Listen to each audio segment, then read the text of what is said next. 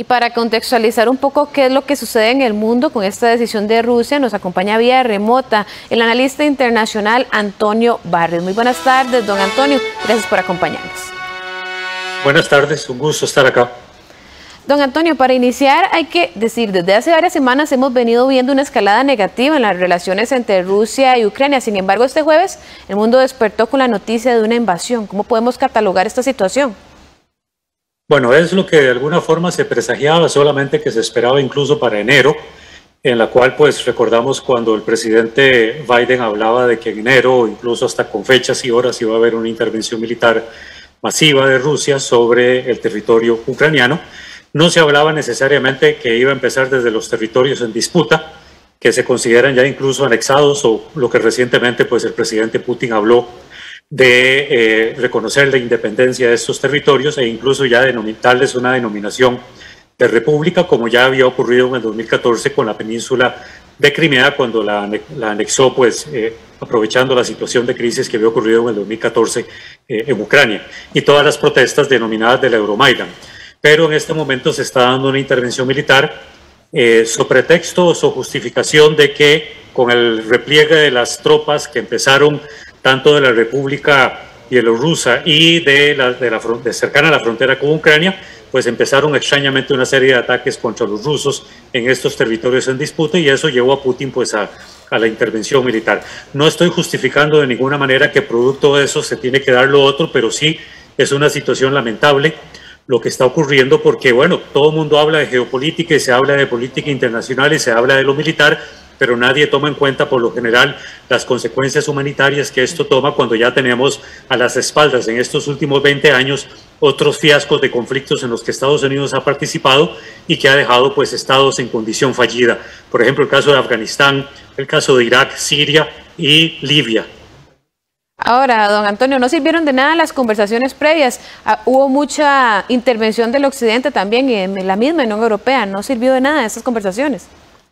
Sí, lamentablemente ya había una fijación por parte de Putin respecto de qué hacer con Ucrania, solamente que se ocurrió no en las fechas en que Occidente estaba previendo que iba a ocurrir, sino que ocurrió en el momento en que Putin así lo consideró. Pero recordemos también que con las protestas del 2014, en el 2015 se dieron una serie de conversaciones, lo que se conoció como los acuerdos de Minsk, en los que estaban pues Ucrania como parte de ese proceso para terminar con el conflicto y en efecto evitar ya más ataques de la población, que en ese momento dejaron 14.000 personas muertas, sino también que llegó el cuarteto de Normandía, encabezado por Alemania, Francia, Ucrania y otros países pues que estaban interesados en llevar a cabo conversaciones de paz para llevar a un fin también del conflicto y ver qué se podía hacer con la situación en Ucrania. Todo eso, digamos, fue fracasando gradualmente hasta que en diciembre del 2021 empezó a crecer la tensión con el acercamiento de tropas de Rusia a la frontera con Ucrania, e incluso utilizando el país Bielorrusia, que es aliado de Putin, el caso de Alexander Lukashenko, utilizando, digamos, el territorio de Bielorrusia, primero hablándose de que eran ejercicios militares y en efecto pues esos ejercicios militares pues han dado paso a esta intervención militar que tiene y estos bombardeos sobre ciudades muy importantes en Ucrania, que lo que está buscando es desarticular o por lo menos restar capacidad al ejército de Ucrania para poder enfrentarse eventualmente a esta intervención por parte de Rusia. Es sabido de que el ejército de Rusia es superior en todo sentido, pero bueno, estos ataques es para desarticular o inhabilitar la capacidad de respuesta del ejército de Ucrania. Don Antonio, usted dice que esta invasión tiene intereses económicos para Rusia, sin embargo, ¿vale la pena el castigo internacional? ¿O este tema que la antigua, es un tema que no preocupa a la antigua URSS? Bueno, a ver, todos estos conflictos que hemos estado viviendo de intervenciones militares, no solamente de Rusia, en otros conflictos en el pasado, como ocurrió con Georgia en el 2008, o lo ocurrido en otros países del Cáucaso, como Chechenia, Ingushetia, Dagestán, o el tema irresuelto entre Armenia y Azerbaiyán por el reclamo de un enclave que se llama Nagorno-Karabaj, en la cual Turquía ha tenido también que estar involucrada. Si nosotros vemos lo que ocurrió en Libia, lo que ha ocurrido en Siria, en Afganistán y en Irak, todos esos han tenido un matiz de fondo geopolítico muy fuerte en donde hay de por medio cuestiones estratégicas de recursos energéticos muy importantes, y el caso de Ucrania no deja de ser distinto a lo que ha ocurrido en el pasado, porque recordemos que por Ucrania pasa el 70%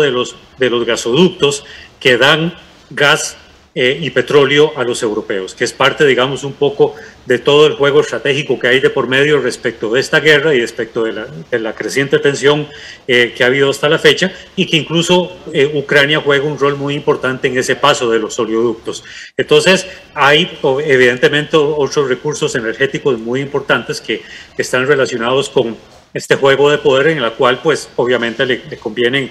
a Moscú, más allá de la seguridad, poder eventualmente pues si no apropiarse, por lo menos tener bajo un control asimétrico todo lo que significa los recursos claves que tiene Ucrania. Así que hay siempre una gran cantidad de factores que gradualmente se van incorporando en toda esta evolución de la guerra y en toda la evolución de esta intervención que en este caso particular Rusia está haciendo sobre Ucrania. Ahora, ¿qué podemos esperar a partir de ahora, don Antonio? El mundo en general teme que otras naciones se involucren y que se desate una guerra. Yo creo que la OTAN, cuando tuvo que, porque recordemos que en esa tensión y pese a toda la disuasión que la misma OTAN trató de llevar y todas las amenazas de sanciones mayores contra Rusia, no lograron echar para atrás a Putin respecto a la intervención.